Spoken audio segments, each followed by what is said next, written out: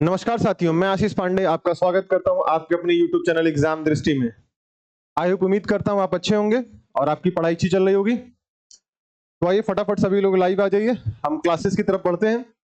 जैसा कि हम किसी न किसी दिन कोई ना कोई नया टॉपिक लेकर के आते हैं, तो आज एक मैंने महत्वपूर्ण टॉपिक आपके लिए लिखा है, राज्य और उनकी राजधानियां, उनके क्षेत्रफल, उनकी लोकसभा सीटें कितनी है, उनकी राज्यसभा सीटें कितनी है, इस तरह से संबंधित जो भी क्वेश्चंस आते हैं हम उनको देखेंगे। लेकिन सबसे पहले अब एक मैंने नया तरीका स्टार्ट किया है। उस नए तरीके पर डिस्कशन करने से पहले हम आइए एक बार इसको देख लेते हैं। हमारी संस्था ने एक बैच लॉन्च किया जिसका नाम क्या है, प्रतिज्ञा बैच। क्या नाम है? प्रतिज्ञा बैच। और प्रतिज्ञा बैच किसके लिए? यह बैच जो है यूपीपीसीएस के लिए। किसके लिए? यूपीपीसीएस, उत्तर प्रदेश लोक सेवा आयोग जो होता है उसके लिए संस्था ने हमारी लॉन्च किया प्रतिज्ञा बैच को, जिसमें हम आपके प्रीलिम्स की क्लास की तैयारी कराएंगे, प्रीलिम्स की, मेंस की और इंटरव्यू की तैयारी करेंगे। और यह जो तैयारी होगी यह काफी कॉम्प्रहेंसिव मैनर में होगी।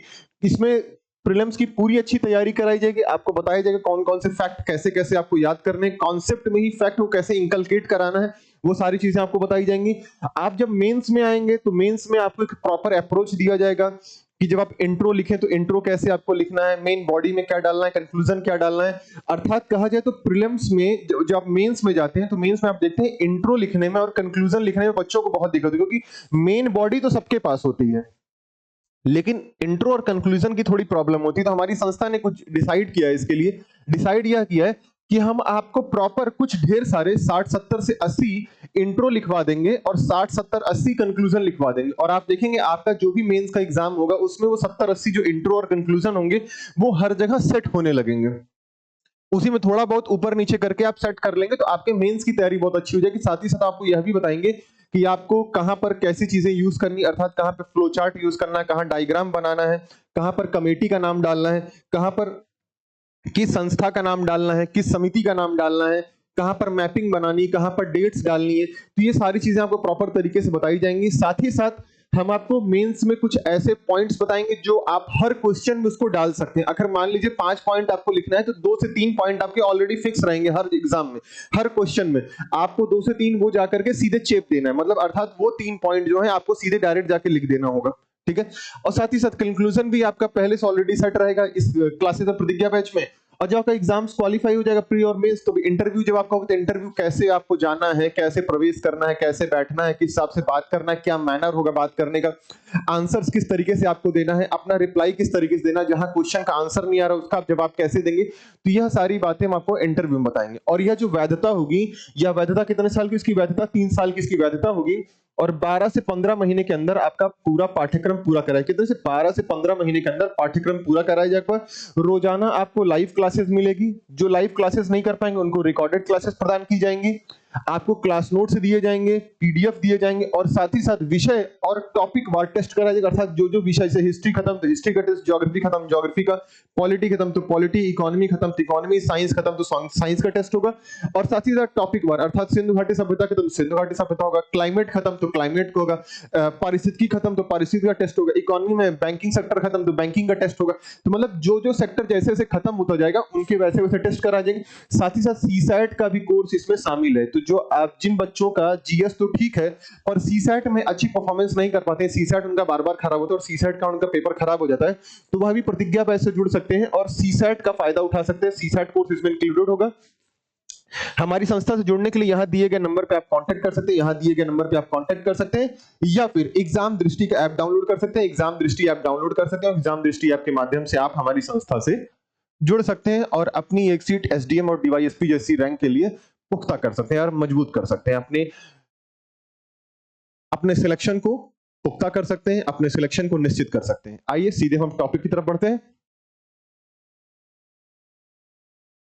जैसे कि आपके सामने एक मैप आपको दिख रहा है, तो मैप यहाँ पे डिस्कशन करने से पहले आपको हम एक चीज बताते हैं कि मैंने एक नया यहाँ पे एक नया इनिशिएट लिया है अपनी तरफ से, सिर्फ स्पेशली अपनी क्लासेस में। क्या इनिशिएट लिया है? इसमें एक नया इनिशिएट मैंने ये लिया है कि मैं आपको जो है यहाँ पे जो क्लासेस होगी, जो क्लास आपको दी है, क्लास में मैंने तीन तरीके अपनाए। पहला क्या होगा कि पहले मैं आपको कॉन्सेप्ट पढ़ाऊंगा, अर्थात कॉन्सेप्ट या थ्योरी पढ़ाऊंगा आपको, ठीक है। फिर उससे कॉन्सेप्ट और थ्योरी से आए हुए क्वेश्चन सॉल्व कराऊंगा आपको, मतलब आपको जो भी पीवाईक्यूज होंगे उससे आए हुए मैं वो आपको सॉल्व करूंगा। और साथ ही साथ जब कॉन्सेप्ट पीवाईक्यू हो जाएगा तो फिर मैं आपको डेली किसी भी सब्जेक्ट से, वो चाहे हिस्ट्री हो सकता है, वह ज्योग्राफी हो सकता है, वह पॉलिटी हो सकता है, वह इकोनॉमी हो सकता है, वो सोसाइटी हो सकती है, वो एनवायरनमेंट हो सकता है, वो डिजास्टर हो सकता है, वह सिक्योरिटी हो सकती है, वह समाज हो सकता है, आपके किसी भी सब्जेक्ट से रिलेटेड कोई भी, मैं आपको डेली एक मेंस का क्वेश्चन दूंगा, डेली मैं मेंस का एक क्वेश्चन दूंगा आपको, डेली मेंस का एक क्वेश्चन दूंगा। और सिर्फ क्वेश्चन नहीं दूंगा, मैं नेक्स्ट डे आऊंगा और मेंस के क्वेश्चन को मैं आपको ब्रीफली मैं आपको बताऊंगा कि इसका इंट्रो कैसे लिखना है, इसमें कंक्लूजन क्या लिखना है। अर्थात मैं एक मॉडल आंसर आपको हर दूसरे से तीसरे दिन प्रोवाइड करूंगा। और जो बच्चे अपना आंसर लिखेंगे वो लिख करके मेरे व्हाट्सएप नंबर पे 7007824097 पे मुझे व्हाट्सएप कर देंगे। उनकी कॉपियां भी चेक की जाएंगी, उनको बताया जाएगा कि उनके में क्या कमियां रही। इस आधार पर हम सारा का सारा काम करेंगे, ठीक है। इस आधार पे हम सारा का सारा काम करेंगे। इससे पहले हम कॉन्सेप्ट और थ्योरी पढ़ेंगे, फिर उसी कॉन्सेप्ट थ्योरी संबंधित हम पीवाईक्यू पढ़ेंगे, और फिर हम डेली एक मेंस का क्वेश्चन करेंगे। वो किसी भी जगह से हो सकता है, किसी भी सब्जेक्ट से हो सकता है, ठीक है। तो आइए हम स्टार्ट करते हैं, आगे हम देखते हैं। यहां पे आपको भारत का मैप दिख रहा होगा, एक भारत का मैप दिख रहा होगा, जिसमें आपको यहाँ पे देखिए लद्दाख दिख रहा है, ये जम्मू कश्मीर आपको दिख रहा है, ये हिमाचल प्रदेश आपको दिख रहा है, ये उत्तराखंड आपको दिख रहा है, ये उत्तर प्रदेश, बिहार के बाद सिक्किम आपका, ये देखिए यहाँ पे झारखंड है आपका, ये पश्चिम बंगाल है आपका, उड़ीसा है, आंध्र प्रदेश है, ये तमिलनाडु आपका, फिर देखिए छत्तीसगढ़ है, मध्य प्रदेश है, राजस्थान है, यहाँ पे देखिए यहाँ पंजाब है, हरियाणा है, ये आपकी दिल्ली है, ये गुजरात है आपका, ये महाराष्ट्र है, ये कर्नाटका है आपका, ये केरला है आपका, और ये आपका तेलंगाना है, ठीक है। ये आपका तेलंगाना है। अब यहां से आगे बढ़िए तो ये आपका अरुणाचल प्रदेश है, ठीक है, ये आपका नागालैंड है, ये मणिपुर है, ये मिजोरम है, ये त्रिपुरा है, ये मेघालय है, और ये आपका असम है, ये आपका असम है। तो ये सारी चीजें आप देख रहे हैं, यहाँ पे ये सारी चीजें आप देख रहे हैं। सारे राज्य के नाम आपको पता चल गए, सारे राज्य के नाम आपको पता चल गए कि नहीं, एक बार बताएं फटाक से, ठीक है। आइए अब हम एक चीज देखते हैं इसमें कि कौन कौन से राज्य जो है अपनी सीमाएं साझा करते हैं। तो सबसे महत्वपूर्ण हम देखते हैं कुछ राज्य। सबसे पहले हम देखते हैं यहां पर, इसको हम रफ करते हैं और एक एक चीज देखना शुरू करते हैं ताकि थॉरली हम ये समझ जाएं, क्योंकि आप देखेंगे आज के क्वेश्चन में सीमाओं से संबंधित बहुत सारे क्वेश्चन आपके एग्जाम में आए हुए हैं। तो देखिए सबसे पहले यहां लद्दाख देखें। लद्दाख जो है, लद्दाख की सीमाएं किन किन राज्यों से लग रही है? लद्दाख की सीमा देखिए आपके कहां से लग रही है? आपके हिमाचल प्रदेश से लग रही है, आपके जम्मू कश्मीर से। तो लद्दाख की सीमाएं सिर्फ दो राज्यों से लग रही है। कहां लग रही है? हिमाचल प्रदेश से लग रही है, और एक कहां से लग रही है? आपके हिमाचल प्रदेश, और एक जम्मू कश्मीर से लग रही है। वहीं जम्मू कश्मीर की सीमा आपके देखिए लद्दाख से लग रही है और हिमाचल प्रदेश से लग रही है, ठीक है। लद्दाख से लग रही है और हिमाचल प्रदेश से लग रही है, किसकी? जम्मू कश्मीर की सीमा। अब आइए हम आगे बढ़ते हैं। अब देखिए ये हिमाचल प्रदेश है, तो हिमाचल प्रदेश की सीमा किन किन राज्यों से लग रही है? देखिए हिमाचल प्रदेश की सीमा जो है, आप ध्यान से देखिए, हिमाचल प्रदेश सीमा आपकी पंजाब से लग रही है, हिमाचल की सीमा आपके हरियाणा से लग रही है, और हिमाचल की सीमा आपके उत्तराखंड से भी लग रही है, और हिमाचल की सीमा आपके यूपी से भी लग रही है। कितने राज्यों से लग रही है? देखिए हिमाचल की सीमा 4 राज्यों से लग रही है। किन से लग रही है? 4 राज्य। कौन कौन से? 4 राज्य देख लीजिए। 4 राज्य कौन कौन से आपके हिमाचल से? पंजाब लग रहा है आपका, ठीक है, हरियाणा लग रहा है आपका, ठीक है, साथ ही साथ आपका उत्तराखंड लग रहा है, साथ ही साथ और आपका यूपी लग रहा है। क्या लग रहा है? यूपी लग रहा है। तो कितने जिले? 4 राज्य जो है आपके हिमाचल से लग रहे हैं, ठीक है। आइए नेक्स्ट देखते हैं हम पंजाब की बात करते हैं। तो पंजाब की सीमा कितने राज्यों से लग रही है? पंजाब की सीमा एक आपके हिमाचल प्रदेश से लग रही है, एक आपके हरियाणा से लग रही है, और एक आपके राजस्थान से लग रही है। कहां लग रही है पंजाब सीमा? हरियाणा लग रही है, हिमाचल लग रही है, और राजस्थान लग रही है। अर्थात 3 राज्यों से पंजाब की सीमा 3 राज्यों से लग रही है। कितने राज्यों से? 3 राज्यों से पंजाब की सीमा लग रही है, 3 राज्यों से, ठीक है।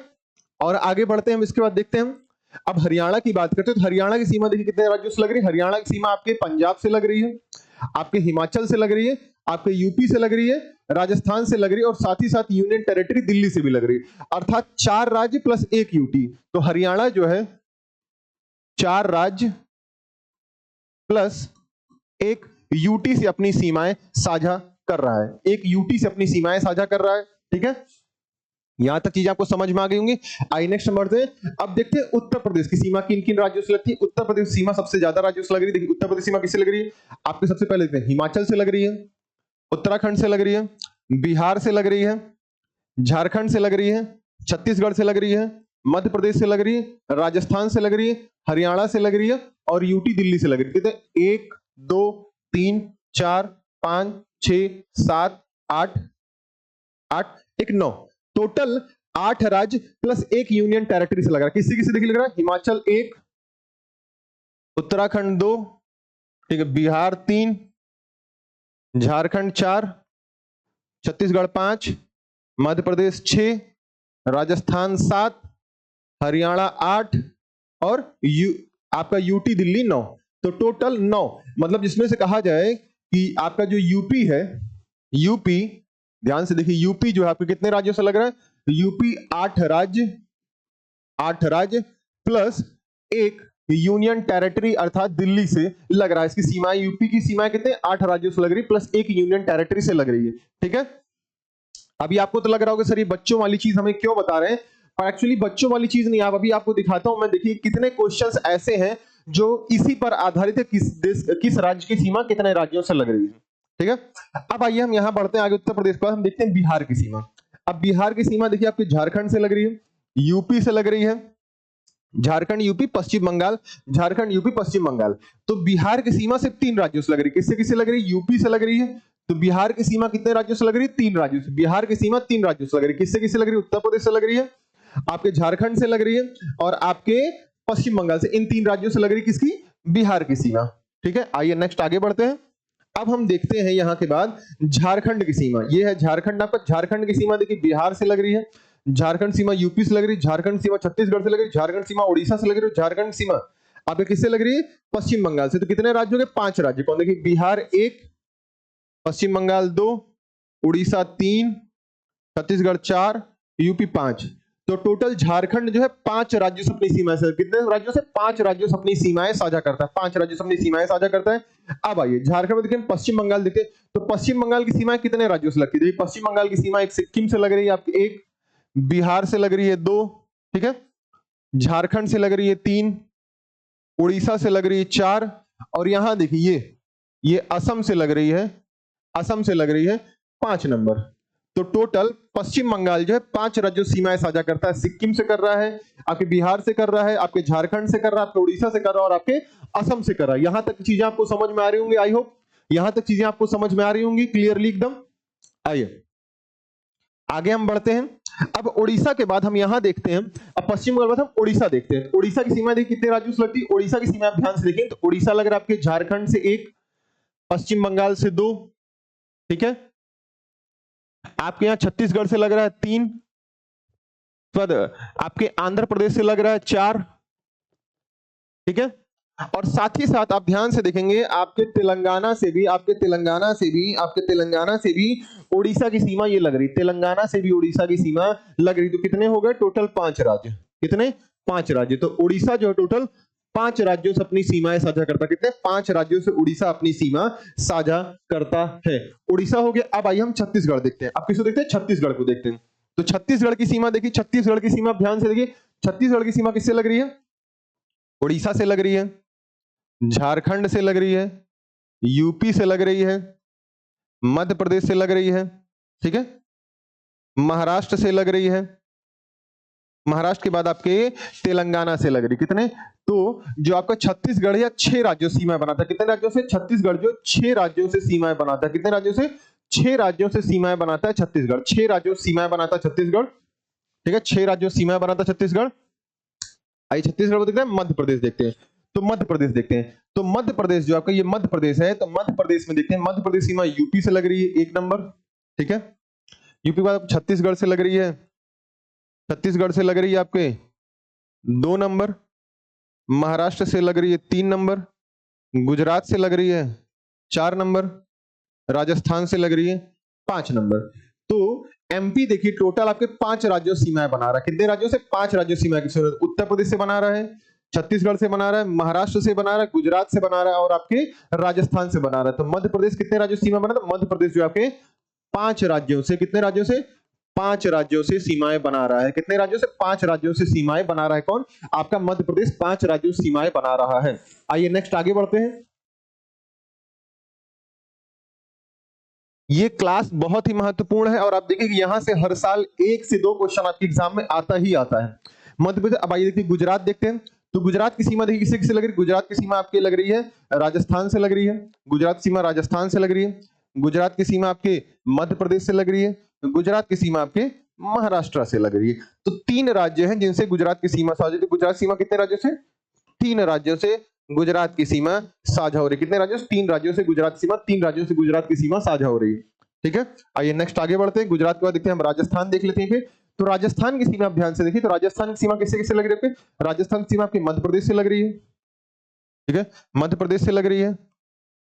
राजस्थान सीमा मध्य प्रदेश से लग रही है। राजस्थान की सीमा आपके गुजरात से लग रही है। राजस्थान की सीमा आपके हरियाणा से लग रही है। राजस्थान की सीमा आपके पंजाब से लग रही है। तो टोटल 1 2 3 4 अर्थात 4 राज्य से जो है राजस्थान अपनी सीमाएं साझा कर रहा है। कितने राज्यों से? 4 राज्यों से राजस्थान अपनी सीमाएं साझा कर रहा है। ठीक है, 4 राज्यों से राजस्थान अपनी सीमाएं साझा कर रहा है। देखिए हम यहां तक का सारा देख लिया, अब हमको नीचे का देखना है। तो अब देखिए महाराष्ट्र की बात करते हैं। देखिए महाराष्ट्र की बात करते हैं। महाराष्ट्र कितने राज्यों से अपनी सीमाएं साझा करता है?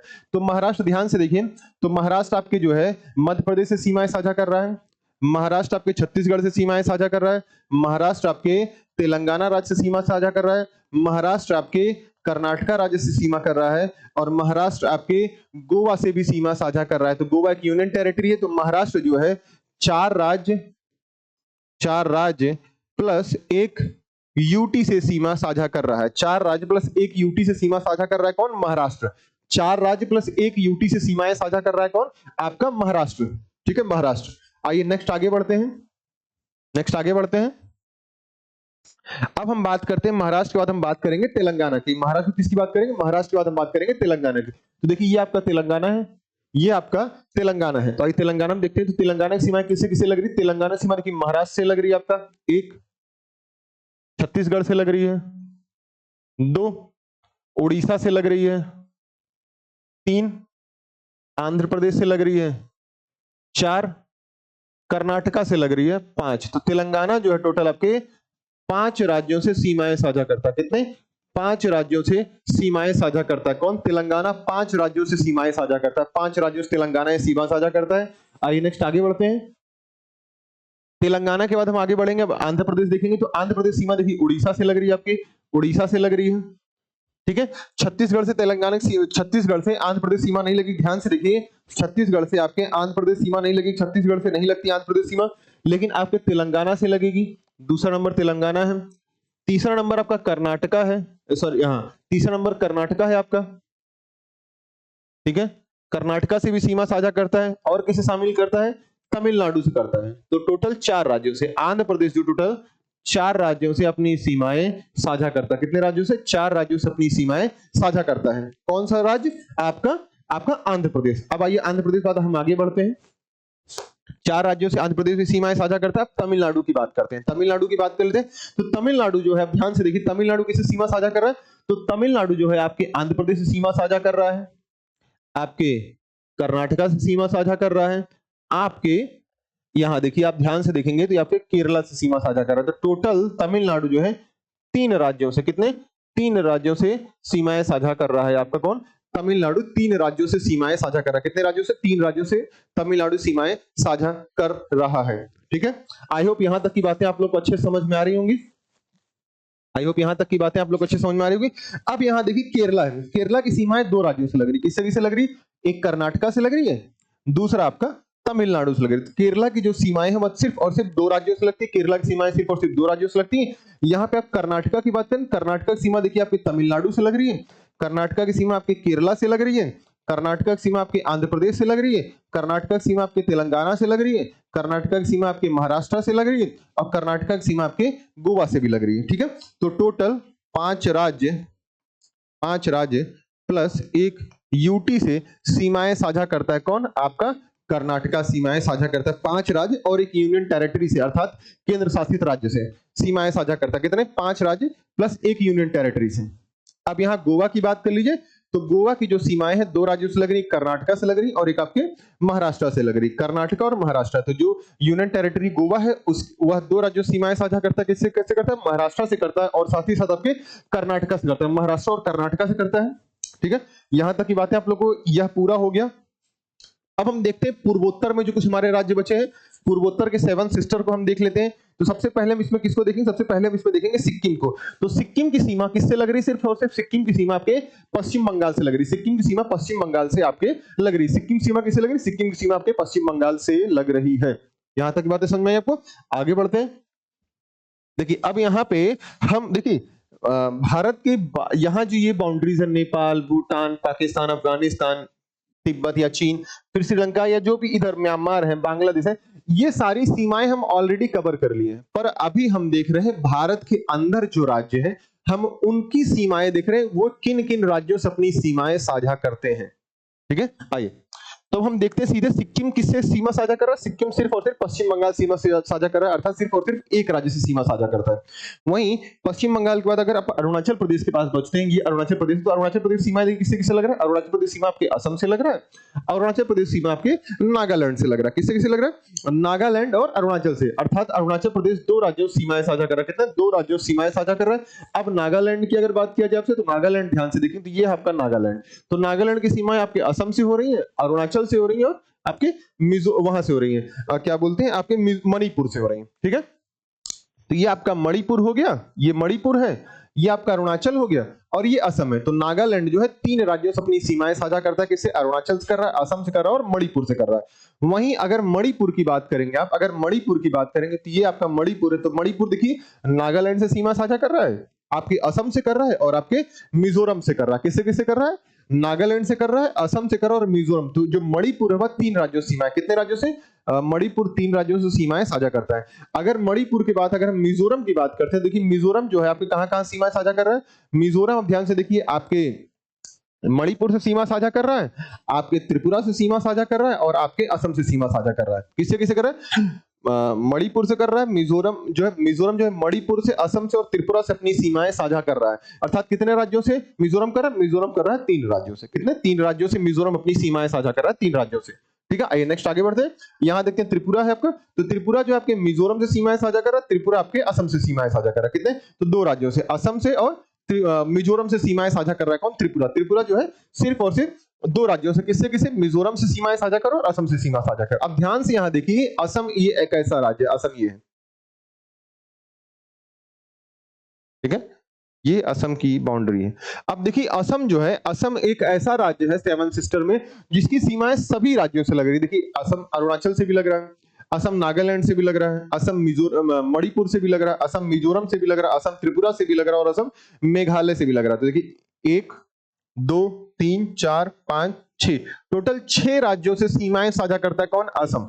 6 प्लस 1 सिक्किम, 7, तो टोटल जो असम है यह 7 राज्यों से सीमाएं साझा करता है। 7 राज्यों से। 7 राज्य कौन कौन से इसमें देख लीजिए, अरुणाचल है, आपका उसके बाद नागालैंड है, मणिपुर है, मिजोरम है, त्रिपुरा है, मेघालय और पश्चिम बंगाल है। तो असम जो है टोटल 7 राज्यों से अपनी सीमाएं साझा करता है। ठीक है, असम 7 राज्यों से अपनी सीमाएं साझा करता है।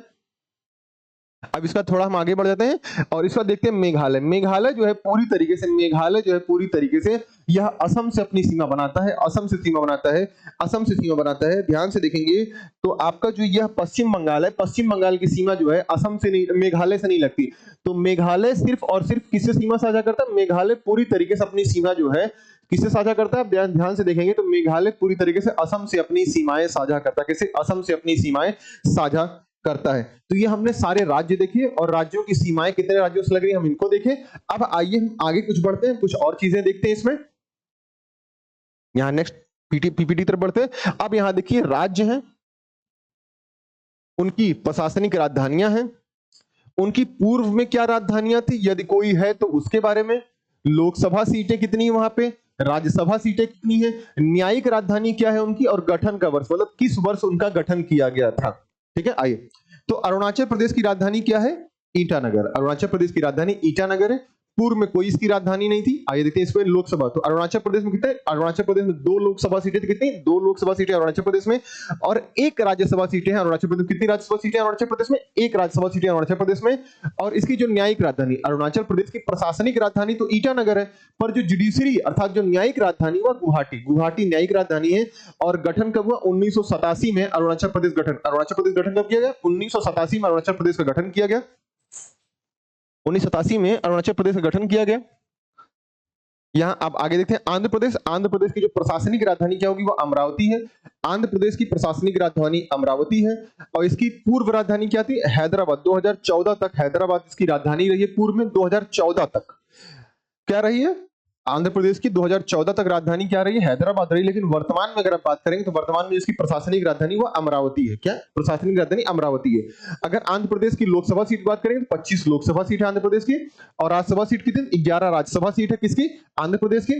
साथ ही साथ अमरावती जो है इसकी न्यायिक राजधानी, प्रशासनिक और न्यायिक दोनों राजधानी आंध्र प्रदेश की कौन है, आपकी अमरावती है। और गठन जो है 2014 में क्यों गठन की बात की जा रही है, गठन की बात इसलिए हो रही है क्योंकि इसी से आंध्र प्रदेश से तेलंगाना अलग हुआ 2014 में, इसलिए कहा जा रहा है कि 2014 में आंध्र प्रदेश का गठन किया गया था। आपको भी पता होगा भाषा के आधार पर सबसे पहले जो राज्य गठित हुआ था वह आपका आंध्र प्रदेश था। भाषा के आधार पर गठित होने से पहला राज्य कौन था, वह था आंध्र प्रदेश। आइए नेक्स्ट आगे बढ़ते हैं। असम की बात करते हैं तो असम की राजधानी क्या है, दिसपुर। असम की राजधानी दिसपुर है। और दिसपुर से पहले अर्थात कहा जाए 1874 से लेकर 1972 तक असम की राजधानी क्या थी, वह शिलांग थी। क्या थी, शिलांग थी, शिलांग थी। लोकसभा सीट कितनी है, 14 लोकसभा सीट है असम में, और राज्यसभा सीट 7 राज्यसभा सीट है। 7 राज्यसभा सीट है। लेकिन अगर असम की न्यायिक राजधानी बात करेंगे तो जो प्रशासनिक राजधानी वह तो दिसपुर है, लेकिन न्यायिक राजधानी की बात करें, न्यायिक राजधानी आपकी गुवाहाटी जो है न्यायिक राजधानी है। और गठन कब हुआ, 1972 में इसका गठन कर दिया। कब, 1972 में। आप देखेंगे 1972 में ही असम का गठन किया गया था। 1972 में असम का गठन हो गया। नेक्स्ट देखते हैं यहाँ पे बिहार जो है, बिहार की प्रशासनिक राजधानी क्या होगी, पटना होगी। और पूर्व में कोई इसकी राजधानी नहीं थी। तो बिहार की जो लोकसभा सीट कितनी, 40 लोकसभा सीट है। राज्यसभा सीट 16, राज्यसभा सीट 16 राज्यसभा सीटें हैं। न्यायिक राजधानी क्या है इसकी, देखिए न्यायिक राजधानी और प्रशासनिक राजधानी दोनों सेम है। गठन कब हुआ, बिहार गठन 1950 में हुआ। कब हुआ, 1950 में बिहार गठन हुआ। कब, 1950 में बिहार का गठन हुआ। छत्तीसगढ़ की बात करते हैं। छत्तीसगढ़ की राजधानी, प्रशासनिक राजधानी रायपुर है। लोकसभा 11 सीटें लोकसभा की, राज्यसभा की 5 सीटें हैं। न्यायिक राजधानी क्या है, सॉरी न्यायिक राजधानी बात करेंगे किसकी, छत्तीसगढ़ की, तो बिलासपुर। और इसका गठन कब किया गया, इसका गठन जो है 2000 में इसका गठन किया। कब किया गया इसका गठन, 2000 में इसका गठन किया गया। यहां देखिए गोवा, तो गोवा की जो प्रशासनिक राजधानी वह पणजी है। पणजी जो है गोवा की प्रशासनिक राजधानी, गोवा की प्रशासनिक राजधानी पणजी है। और गोवा की लोकसभा सीट कितनी, 2 लोकसभा सीट है गोवा की। राज्यसभा सीट कितनी, 1 राज्यसभा सीट है। 2 लोकसभा 1 राज्यसभा सीट है किसकी, गोवा की। और गोवा की राजधानी क्या है, पणजी है। कौन सी, प्रशासनिक। और गोवा की अगर न्यायिक राजधानी की बात करेंगे तो न्यायिक राजधानी इसकी चली जाएगी एक तरीके से मुंबई। मुंबई न्यायिक राजधानी चली जाएगी, क्योंकि गोवा में जो भी केसेस होंगे उसकी सुनवाई जो है कहां पर होगी, मुंबई में होगी, मुंबई हाई कोर्ट में होगी। ठीक है। और गठन कब हुआ, वर्ष 1987 में से गठन किया गया। वर्ष 1987 में गठन किया गया किसका, गोवा गठन वर्ष 1987 में किया गया। गुजरात की बात करेंगे तो गुजरात का जो है गांधीनगर इसकी प्रशासनिक राजधानी है। और जब गांधीनगर राजधानी नहीं थी, अर्थात 1960 से लेकर 1970 के दशक तक क्या रहा, अहमदाबाद जो है गुजरात की राजधानी। गुजरात की राजधानी क्या रही, अहमदाबाद रही। कब, गांधीनगर से पहले अहमदाबाद हुआ करती थी राजधानी। तो गुजरात की जो लोकसभा सीट कितनी, गुजरात की 26 लोकसभा सीट कितनी, 26 लोकसभा सीट है गुजरात की। 7 राज्यसभा सीट है। वर्तमान में इसकी प्रशासनिक न्यायिक राजधानी अहमदाबाद है। किसकी, गुजरात की न्यायिक राजधानी अहमदाबाद है। प्रशासनिक राजधानी गांधीनगर, पूर्व राजधानी अहमदाबाद थी। और गठन कब हुआ, 1970 में इसका गठन किया गया। 1970 में इसका गठन किया गया। वहीं हरियाणा की बात करेंगे तो हरियाणा जो है यह प्रशासनिक राजधानी किसकी, चंडीगढ़ इसकी प्रशासनिक राजधानी हरियाणा की। ठीक है। और लोकसभा सीट 10 लोकसभा सीट है हरियाणा में, 5 राज्यसभा सीट है, सॉरी हाँ हरियाणा में। और न्यायिक राजधानी चंडीगढ़ है, न्यायिक राजधानी चंडीगढ़ है। 1966 में इसका गठन किया। कब गठन किया गया, 1966 में इसका गठन किया गया। किसका, आपके हरियाणा गठन 1966 में किया गया था। आगे बढ़ते हैं तो हिमाचल प्रदेश की बात करते हैं। तो हिमाचल प्रदेश जो है इसकी प्रशासनिक राजधानी क्या, शिमला, अर्थात धर्मशिला जो है, शिमला, धर्मशाला जो है शिमला इसकी प्रशासनिक राजधानी है। कोई पूर्व राजधानी नहीं थी। लोकसभा 4 लोकसभा सीटें हैं, 3 राज्यसभा सीटें हैं। न्यायिक राजधानी शिमला, न्यायिक राजधानी है। न्यायिक राजधानी क्या, शिमला जो है न्यायिक राजधानी। 1948 में इसका गठन किया गया था। हिमाचल प्रदेश गठन कर गया 1948 में हिमाचल प्रदेश का गठन किया गया। एक बार तेजी से सभी लोग वीडियो को सभी लोग लाइक कर देंगे। वीडियो को एक बार सभी लोग तेजी से लाइक कर देंगे और वीडियो को एक बार अपने स्टेटस पे लगा लेंगे और एक बार अपने ग्रुप में शेयर कर देंगे, जहां पर और भी लोग इसे देख सकें। जिनको जरूरत हो वहां भी यह वीडियो पहुंच सके, उन लोगों का भी भला हो सके। जो और भी लोग इस संस्था से जुड़ सकते हैं, जिनको और फायदा लेना है, वहां तक ये वीडियो पहुंच सके। इसलिए आप लोग एक बार तेजी से सभी लोग वीडियो को लाइक करें और स्टेटस पे अपने लगा दें और शेयर कर दें किसी ग्रुप्स में। आइए झारखंड की बात करते हैं। झारखंड की प्रशासनिक राजधानी रांची है। प्रशासनिक राजधानी रांची है। इसकी लोकसभा सीट 14 है, राज्यसभा सीट 6 है। न्यायिक राजधानी रांची, और गठन कब किया गया? 2000 में इसका गठन किया गया, 2000 में इसका गठन किया गया। कर्नाटक की बात करें तो कर्नाटक की राजधानी बेंगलुरु है, इसकी जो लोकसभा सीट 28 है, 12 राज्यसभा सीटें हैं, बेंगलुरु इसकी न्यायिक राजधानी भी है, और इसका जो गठन हुआ 1956 में, कर्नाटक का 1956 में गठन किया जाता है। केरला की बात करें, केरला जो है, केरला की राजधानी क्या है? तिरुवनंतपुरम जो है केरला की राजधानी है। प्रशासनिक राजधानी केरला की क्या है? तिरुवनंतपुरम है। और तिरुवनंतपुरम के पहले केरला की राजधानी क्या थी? 1949-1956 तक कोच्चि हुआ करती थी। लोकसभा सीट कितनी थी? लोकसभा की 20 सीटें थी, राज्यसभा की 9 सीटें थी। और न्यायिक राजधानी क्या है इसकी? एर्नाकुलम। एर्नाकुलम जो इसकी न्यायिक राजधानी है, 1956 में इसका गठन किया गया था। किसका? आप देखेंगे ध्यान से, केरला गठन 1956 में केरला गठन किया था। वहीं मध्य प्रदेश की बात करेंगे, तो मध्य प्रदेश जो है, मध्य प्रदेश की जो प्रशासनिक राजधानी भोपाल है, प्रशासनिक राजधानी भोपाल है। और लोकसभा सीट कितनी? 29 लोकसभा सीटें हैं, राज्यसभा की 11 राज्यसभा सीटें हैं। और जबलपुर इसकी क्या है? जबलपुर इसकी न्यायिक राजधानी, जबलपुर इसकी न्यायिक राजधानी मध्य प्रदेश की। और मध्य प्रदेश का जो गठन है 1956 में मध्य प्रदेश गठन होता है, 1956 में मध्य प्रदेश का गठन हो जाता है। यहाँ मध्य प्रदेश को छत्तीसगढ़ से कंफ्यूज मत होइएगा, ठीक है? मध्य प्रदेश का छत्तीसगढ़ से कंफ्यूज मत होइएगा।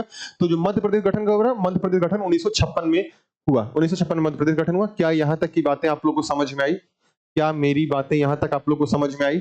आइए आगे बढ़ते हैं। आई उम्मीद करता हूं कि चीजें आपको समझ में आ रही होंगी। महाराष्ट्र, तो देखिए महाराष्ट्र जो राज्य है उसकी प्रशासनिक राजधानी क्या है? मुंबई उसकी प्रशासनिक राजधानी है। महाराष्ट्र की जो लोकसभा सीटें कितनी? 48 लोकसभा सीटें हैं, 19 आपकी राज्यसभा सीटें हैं। और प्रशासनिक न्यायिक राजधानी बात करेंगे, देखिए महाराष्ट्र की मुंबई जो प्रशासनिक भी है और न्यायिक राजधानी मुंबई है। और 1960 में महाराष्ट्र का गठन होता है। कब होता है? 1960 में महाराष्ट्र का गठन होता है। मणिपुर की बात करें तो मणिपुर की राजधानी क्या है? इम्फाल है। मणिपुर की राजधानी इम्फाल है। और लोकसभा सीटें कितनी? 2, राज्यसभा सीटें 1, इम्फाल इसकी न्यायिक राजधानी। और 2013 में किसका गठन किया गया? मणिपुर का 2013 में गठन किया गया। मेघालय की बात करेंगे तो मेघालय जो है, मेघालय की प्रशासनिक राजधानी क्या है? शिलांग। मेघालय की प्रशासनिक राजधानी क्या है? शिलांग जो है मेघालय की प्रशासनिक राजधानी है। और इसकी लोकसभा सीटें कितनी? 2 लोकसभा सीटें हैं, 1 राज्यसभा सीटें हैं, 2 लोकसभा और 1 राज्यसभा सीटें हैं। गुवाहाटी इसकी न्यायिक राजधानी है, गुवाहाटी इसकी न्यायिक राजधानी। लेकिन मेघालय की शिलांग जो है प्रशासनिक है, वहीं गुवाहाटी जो इसकी न्यायिक राजधानी है। और 1972 में किसका गठन होता है? मेघालय गठन 1972 में किया था। आप लोग जाइएगा नहीं, इसके बाद अभी हम लोग क्वेश्चन भी सॉल्व करेंगे, इसी से रिलेटेड जो भी क्वेश्चंस आए होंगे हम क्वेश्चन भी सॉल्व करेंगे उनके, ठीक है? तो किसी को भागना नहीं है, लगातार बने रहिए। और क्वेश्चंस आपको देखने को मिलेंगे मेंस में और प्रीलिम्स में, जो भी क्वेश्चंस आए वह क्वेश्चंस भी हम यहाँ देखेंगे अभी। मिजोरम की बात करें तो मिजोरम की जो राजधानी वह आइजोल मिजोरम की राजधानी है। लोकसभा की 1 सीटें हैं, राज्यसभा की 1 सीटें हैं। और गुवाहाटी क्या है? इसकी प्रशासनिक राजधानी, न्यायिक राजधानी गुवाहाटी है। 1987 में से गठन किया, किसका गठन? मिजोरम का जो गठन है 1987 मिजोरम का गठन किया गया। नागालैंड की बात करेंगे तो नागालैंड जो है, इसकी नागालैंड की राजधानी क्या है? कोहिमा नागालैंड की राजधानी है। इसकी लोकसभा सीटें और राज्यसभा सीटें 1-1 हैं। इसकी गुवाहाटी जो है इसकी क्या है? गुवाहाटी क्या है? आपकी नागालैंड की गुवाहाटी जो है न्यायिक राजधानी है। और 1963 में किसका गठन होता है? नागालैंड गठन 1963 में किया था। उड़ीसा की बात करें तो उड़ीसा की राजधानी क्या है? आपकी भुवनेश्वर उड़ीसा की राजधानी है। अब भुवनेश्वर से पहले अर्थात 1936 से 1948 तक उड़ीसा की राजधानी कटक हुआ करती थी। कटक उड़ीसा की राजधानी हुआ करती थी। उड़ीसा की जो लोकसभा सीटें कितनी? 21 लोकसभा सीटें हैं, 10 राज्यसभा सीटें हैं। और न्यायिक राजधानी क्या है? उड़ीसा की न्यायिक राजधानी कटक है। और 1948 में जो है उड़ीसा गठन, 1948 में उड़ीसा का गठन किया जाता है। आइए नेक्स्ट देखते हैं यहाँ पे पंजाब राज्य की जो प्रशासनिक राजधानी वह चंडीगढ़ है। प्रशासनिक राजधानी चंडीगढ़ है। अब प्रशासनिक राजधानी चंडीगढ़ होने से पहले क्या क्या राजधानियां रही पंजाब की? तो देखिए लाहौर रही, कब रही? 1936 से 1947 तक लाहौर रही है। कुछ दिनों तक शिमला भी पंजाब की राजधानी, कब? 1947 1966 तक शिमला भी पंजाब की राजधानी रही है। आपको लाहौर तो पता रहा होगा, पर शिमला के बारे में आपको नहीं पता होगा, मुझे पता है। तो शिमला भी 1947 लेकिन 1966 तक पंजाब की राजधानी रही। लेकिन वर्तमान में चंडीगढ़ है जो कि प्रशासनिक राजधानी है। और न्यायिक राजधानी भी चंडीगढ़ ही इसकी मिलेगी। आप देखेंगे लोकसभा की 13 सीटें हैं, राज्यसभा की 7 सीटें। और 1966 में आप देखेंगे पंजाब का गठन होता है 1966 में। राजस्थान की बात करें तो राजस्थान की जो राजधानी वह जयपुर है। जयपुर इसकी राजधानी है। 25 लोकसभा सीटें, 10 राज्यसभा सीटें हैं। और जयपुर इसकी न्यायिक राजधानी। और 1948 में देखेंगे, 1948 में आप देखेंगे ध्यान से कि राजस्थान का गठन जो है 1948 में राजस्थान गठन किया था। क्या यहां तक की बातें आप लोगों को समझ में आ रही है? क्या यहां तक की बातें आप लोगों को समझ में आ रही है? किसी को अगर कोई चीज नहीं समझ में आ रहा है तो वो मुझसे एक बार पूछ सकता है, ठीक है?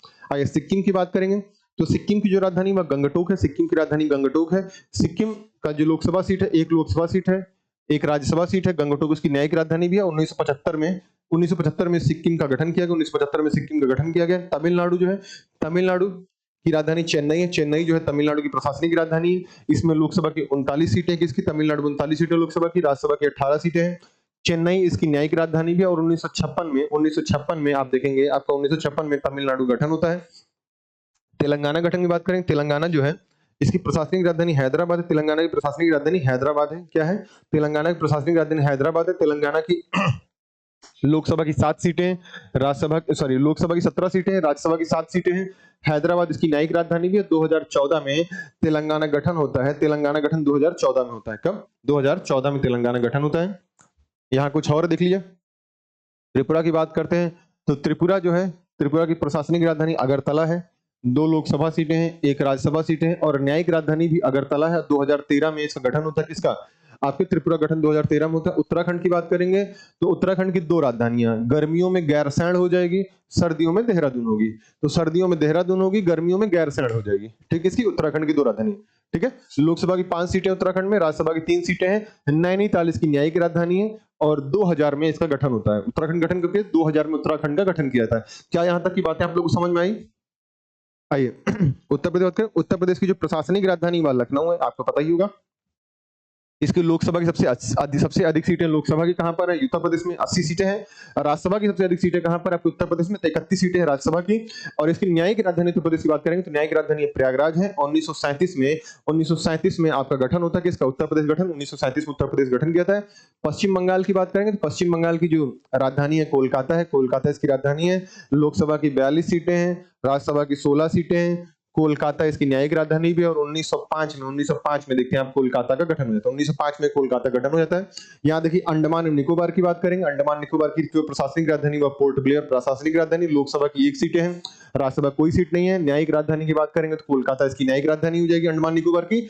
और 1956 में इसका गठन कब होगा? गठन 1956 में अंडमान निकोबार गठन किया गया। चंडीगढ़ की बात करेंगे, यहाँ पे हम केंद्र शासित प्रदेश देख रहे हैं। तो चंडीगढ़ की बात करें, चंडीगढ़ की राजधानी चंडीगढ़ ही है। इसकी 1 लोकसभा सीटें हैं। ठीक है, न्यायिक राजधानी चंडीगढ़ है। और 1966 में चंडीगढ़ का गठन किया था। कब? 1966 में। दादर एवं नगर हवेली दमन और दीव की बात करेंगे, दादर एवं नगर हवेली दमन और दीव की बात करेंगे तो इसकी राजधानी दमन है। पहले दादर नगर हवेली दमन और दीव अलग अलग थे। 2019 में इनको मर्ज करके एक बना दिया गया। लोकसभा की सीटें कितनी? 1 लोकसभा की सीटें। और इनकी जो न्यायिक राजधानी क्या है? न्यायिक राजधानी मुंबई हो जाएगी। न्यायिक राजधानी किसकी? दादरा एवं नागर हवेली। मतलब न्यायिक राजधानी का मतलब होता है कि आपके जो भी कानूनी मसले होंगे उनका क्षेत्राधिकार कहां पर, किस हाई कोर्ट के अंतर्गत आएगा। तो जिस हाई कोर्ट के अंतर्गत आपका जो मसला होगा, कानूनी मसला, वो जहां सॉल्व होगा उसे हम क्या बोलेंगे? उसे हम न्यायिक राजधानी बोलेंगे उस राज्य की। ठीक है, आइए दिल्ली एनसीटी की बात करेंगे। दिल्ली एनसीटी की बात करेंगे तो दिल्ली एनसीटी की न्यू कैपिटल टेरिटरी हिसाब से देखेंगे तो दिल्ली इसकी राजधानी, प्रशासनिक राजधानी दिल्ली है। 7 लोकसभा सीटें हैं दिल्ली में। दिल्ली की इसकी न्यायिक राजधानी भी है। और 1956 में दिल्ली गठन किया गया। कब? 1956 में दिल्ली का गठन किया गया। यहाँ देखिए जम्मू और कश्मीर की बात करते हैं। जम्मू कश्मीर जो है इसकी भी 2 राजधानियां हैं। गर्मी में श्रीनगर है और ठंडी में जम्मू हो जाएगा। गर्मी में श्रीनगर, जम्मू है सर्दी में हो जाएगा। 5 लोकसभा सीटें यहाँ पे। श्रीनगर इसकी न्यायिक राजधानी है। 2019 में इसका गठन किया गया। 2019 में गठन किया गया। लद्दाख की बात करें तो लद्दाख की राजधानी लेह है। 1 लोकसभा सीटें हैं। श्रीनगर इसकी न्यायिक राजधानी है। ठीक है, 2019 में लद्दाख का भी 2019 में गठन किया गया। लक्षद्वीप की बात करें तो लक्षद्वीप की राजधानी कावरत्ती है। 1 लोकसभा सीटें हैं। एर्नाकुलम क्या है? इसकी न्यायिक राजधानियां हैं। और 1956 में आप देखेंगे लक्षद्वीप का गठन किया गया। पुदुचेरी की बात करेंगे तो पुदुचेरी जो है, पुदुचेरी की प्रशासनिक राजधानी पुदुचेरी है और लोकसभा की 1 सीटें हैं। लोकसभा की 1 सीटें। चेन्नई इसकी न्यायिक राजधानी है और 1954 में से गठन किया था। चेन्नई इसकी न्यायिक राजधानी थी और 1954 में आप देखेंगे आपके पुदुचेरी का गठन होता है। पुदुचेरी का गठन होता है। क्या यहां तक की बातें आप लोग को समझ में आई? क्या यहां तक की बातें आप लोग को समझ में आई? अब देखिए, अब हम थोड़ा सा जनसंख्या संबंधित कुछ चीजें देखेंगे।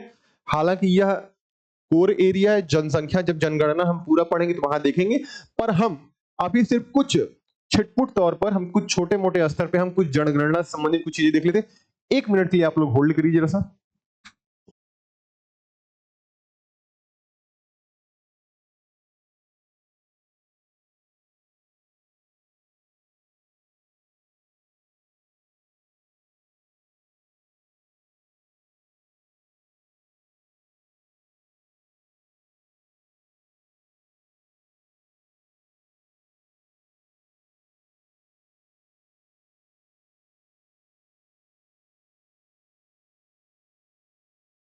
बच्चों यहां तक की बातें आपको समझ में आ गई होंगी आई थिंक। अब आइए हम आगे देखते हैं, अपने कुछ आगे घटनाक्रम को देखते हैं। और आगे घटनाक्रम हमारा क्या है, यहां देखते हैं हम। जनसंख्या, कोई जाएगा नहीं, कोई जाएगा नहीं, आप लोग देख लीजिए, नहीं तो आप लोग को लगेगा मैं मजाक कर रहा हूं। यहां देखिए, आपको क्वेश्चन देखने को मिल जाएगा। इसके बाद ये देखिए, आपके लिए मैंने ढेर सारे क्वेश्चन लाए हुए हैं, देखिए सब क्वेश्चन है। इसके बाद हम क्वेश्चन भी करेंगे, पर अभी थोड़ा सा हम कॉन्सेप्ट वाली चीजें देख लेते हैं, थ्योरी वाली चीजें देख लेते हैं थोड़ा सा, जिससे कि आपके भी एग्जाम में आपको काफी हेल्प मिल सके। ठीक है, काफी हेल्प मिल सके आपको। आइए, तो देखिए यहाँ जनसंख्या के बारे में बात की गई। जनसंख्या के बारे में तो भारत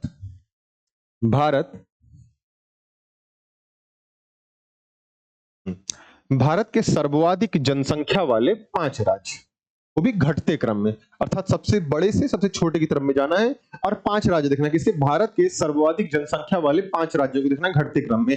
तो सबसे ज्यादा जनसंख्या कहां है आपको पता ही है, आपका प्यारा उत्तर प्रदेश। उत्तर प्रदेश सबसे ज्यादा जनसंख्या कितनी है, 16.51% जनसंख्या, 16.51% जनसंख्या हमारे उत्तर प्रदेश में रहती है भारत की कुल जनसंख्या का। महाराष्ट्र में देखिए सेकंड नंबर महाराष्ट्र है, 9.28% महाराष्ट्र में पाई जाती है, अर्थात कुल जनसंख्या का 9.28% जनसंख्या महाराष्ट्र में रहती है। वहीं तीसरे नंबर बिहार आ जाएगा आपका। तो बिहार की जनसंख्या की बात करेंगे 8.6% बिहार की जनसंख्या। पश्चिम बंगाल की जनसंख्या की बात करेंगे तो 7.54%। पश्चिम बंगाल जनसंख्या कितनी, पश्चिम बंगाल में जो जनसंख्या रहती है वो 7.54% है भारत की कुल। और आंध्र प्रदेश की बात करेंगे तो आंध्र प्रदेश जो है 6.99% जो है आंध्र प्रदेश की बात करेंगे तो आंध्र प्रदेश में जनसंख्या कितनी है, 6.98% पूरे भारत की। ठीक है, तो यहां तक हो गया आपको। देखिए मैंने ये बता दिया घटते क्रम में आपका, ये घटता क्रम है आपका, घटते क्रम में है। ठीक है, घटते क्रम में। आइए नेक्स्ट आगे बढ़ते हैं। अब यहां देखिए भारत के न्यूनतम जनसंख्या, यहां पे देखिए क्या था, वो अधिकतम था, ये न्यूनतम हो गया। न्यूनतम जनसंख्या वाले 5 राज्य बढ़ते क्रम में, यहाँ पे बढ़ते क्रम में देखना है। ठीक है, तो सबसे कम जनसंख्या कहां पे, सिक्किम में। सबसे कम जनसंख्या सिक्किम में कितना, 0.05% सिक्किम में है। फिर मिजोरम सेकंड नंबर पे, मिजोरम कितनी, 0.09% मिजोरम में जनसंख्या है। और अरुणाचल प्रदेश की बात करें 0.11% अर्थात 0.11% जनसंख्या अरुणाचल प्रदेश में रहती है। गोवा में 0.12% गोवा में रहती है। और नागालैंड की बात करेंगे तो 0.16%, अर्थात ये क्या है, ये आपका देखेंगे ऊपर से नीचे से देखेंगे, ये क्या आपका, ये बढ़ता क्रम है। ये क्या है आपका, ये आपका बढ़ता हुआ क्रम है। कैसा क्रम है, यह क्रम बढ़ता हुआ। यहां तक की बातें आप लोग को आई थिंक समझ में आ गई, यहां तक की बातें आप लोग को आई थिंक समझ में आ गई। आइए नेक्स्ट हम बढ़ते हैं, आगे पेज की तरफ बढ़ते हैं, अगले पीपीटी की तरफ। याद देखिए, सर्वाधिक जनसंख्या की बात करें, सर्वाधिक जनसंख्या वाला राज्य आपको उत्तर प्रदेश है। कितनी जनसंख्या देखिए, इकाई, दहाई, सैकड़ा, हजार, 10,000, लाख, 10 लाख, करोड़, 10 करोड़। तो 19,98,12,341, 19,98,12,341 जो है उत्तर प्रदेश की जनसंख्या है। और सबसे उसकी बात सबसे कम जनसंख्या है सिक्किम में। सबसे कम जनसंख्या कितनी, आप देखिए ध्यान से, 6,10,570, 6,10,570 जनसंख्या जो है आपको देखने कहां मिलेगी, आपके सिक्किम में देखने को मिलेगी। सिक्किम में कितनी जनसंख्या, 6,10,570 की जनसंख्या जो आपके सिक्किम में आपको देखने को मिलेगी। आइए नेक्स्ट बात करते हैं, नेक्स्ट की तरफ बढ़ते हैं। अब हम यहाँ 10 की वृद्धि देखेंगे, 10 साल में होने वाली वृद्धि को देखेंगे। 10 की वृद्धि दर देखेंगे, हमारा क्या है, सर्वाधिक 10 की वृद्धि दर वाले 5 राज्य। कौन से, सर्वाधिक 10 की वृद्धि दर वाले 5 राज्यों, किस क्रम में, घटते क्रम में। किस क्रम में देखेंगे, घटते क्रम में देखेंगे। तो मेघालय की 10 की वृद्धि दर सबसे ज्यादा है, 27.9% के साथ बढ़ रही है जनसंख्या वहां पे। मेघालय में सबसे ज्यादा 10 की वृद्धि दर है। अरुणाचल प्रदेश की बात करेंगे तो 26% अरुणाचल प्रदेश में है। बिहार की बात करेंगे 25.4% है। जम्मू कश्मीर की बात करेंगे 23.6% है। वहीं मिजोरम की बात करेंगे 23.5% है। तो यह कैसा क्रम है, यह आपका घटता क्रम है। कैसा क्रम है, यह आपका घटता क्रम है। आप देखेंगे कि जो ये मैं पढ़ा रहा हूं जनसंख्या से, अधिकांशतः जनगणना से संबंधित जो भी क्वेश्चन होंगे आपको देखने को, वो यहीं से मिल जाएंगे। पर हम जनगणना का एक प्रॉपर टॉपिक ही लेकर के आएंगे, पूरा एक प्रॉपर वीडियो आपको मिलेगी जिसमें जनगणना से संबंधित जो जो चीजें हो सकती हैं, वो सारी चीजें आपको जनगणना से रिलेटेड पढ़ाई जाएंगी, चाहे वो इंडिया के लेवल पे हो, चाहे वह स्टेट, यूपी स्टेट के लेवल पे हो। ठीक है, आप उसके लिए परेशान न हो। अभी तो सिर्फ एक मैंने ब्रीफ इंट्रोडक्शन खाली किया आपको जनगणना का। न्यूनतम 10 की वृद्धि दर वाले 5 राज्य, न्यूनतम 10 की वृद्धि दर वाले 5 राज्य, बढ़ते क्रम में देखना है, बढ़ते क्रम में देखना है, न्यूनतम 10 की वृद्धि दर। देखिए नागालैंड जो है यहाँ पे माइनस में चल रहा है, 10 की वृद्धि दर नागालैंड में कितना, माइनस चल रहा है, -0.6%, -0.6%, अर्थात यहाँ पर जो आपकी जो 10 की वृद्धि दर वो निगेटिव में जा रही है, निगेटिव में। ठीक है, केरल में कितना, 4.9% केरल में है। गोवा में कहा 8.2% गोवा में है आपकी न्यूनतम 10 की वृद्धि दर। आंध्र प्रदेश की बात करेंगे तो 11% है, सिक्किम में बात करेंगे तो 12% है। यह कैसा क्रम है? यह आपका बढ़ता क्रम है। कैसा क्रम है? यह आपका बढ़ता क्रम है। यह आपका बढ़ता हुआ क्रम है। ठीक है, बढ़ता हुआ क्रम में है। ठीक है, यहां तक चीजें आई थिंक आई होप उम्मीद करता हूं कि आपको समझ में आई होंगी। यहां तक चीजें समझ में आई होंगी। आइए नेक्स्ट आगे बढ़ते हैं। यहां देखिए जनसंख्या घनत्व की बात करते हैं। जनसंख्या घनत्व व्यक्ति प्रति वर्ग किलोमीटर, एक किलोमीटर में कितनी जनसंख्या रहती है उसके आधार पर हम जनसंख्या घनत्व को देखते हैं कि वहां पर डेंसिटी कितनी है, जनघनत्व कितना है, कितने ज्यादा लोग वहां पे रहते हैं किसी 1 किलोमीटर के रेंज पे, उस आधार पर हम देखते हैं। तो देखिए सर्वाधिक जनसंख्या घनत्व वाले 5 राज्य, सर्वाधिक जनसंख्या घनत्व वाले 5 राज्य घटते क्रम में, किस क्रम में? घटते क्रम में। तो सबसे ज्यादा जनसंख्या कहां है? बिहार की जनगणना, सबसे ज्यादा जनगणना कितना? बिहार कितना? 1106, मतलब 1 किलोमीटर के क्षेत्र में 1106 लोग आपको बिहार में देखने को मिलते हैं। इसीलिए कहा जाता है ना बिहार की जनसंख्या घनत्व सबसे ज्यादा है। ठीक है, और आप ध्यान से देखिएगा जनसंख्या सबसे ज्यादा कहां होगी? यूपी, बिहार, पश्चिम बंगाल की तरफ होगी। क्यों ऐसा हो? क्योंकि यहाँ के लोग खाली हैं और लगे हुए हैं बच्चा पैदा करने में, लगे हुए हैं बच्चा पैदा करने में। जब उनको मौका मिलता है तो बच्चा पैदा करने में लग जाते हैं। तो बच्चा पैदा करने में वो कंट्रोल करना नहीं चाहते हैं, जनसंख्या इसलिए बढ़ रही है।